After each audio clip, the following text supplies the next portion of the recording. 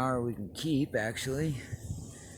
I got a little system hooked up right here for some DC power. Got a little light to gate the power to ground, the excess power when it makes too much.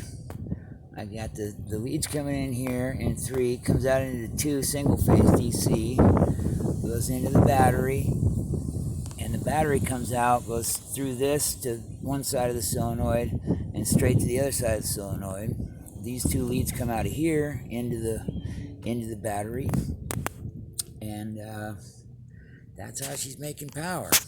It goes into that one battery for right now. That's all I got, but it's charging, and a little teeny inverter, and it's charging stuff, so that's what I was hoping for. I'm still making this box. I'm not done with the box. I'm going to make that waterproof. There's some other panels for it over there, and I'll waterproof that and put it down, I think, somewhere over there. I don't know yet, but she's making power, so that's good. Alright, well, that's about it for the update.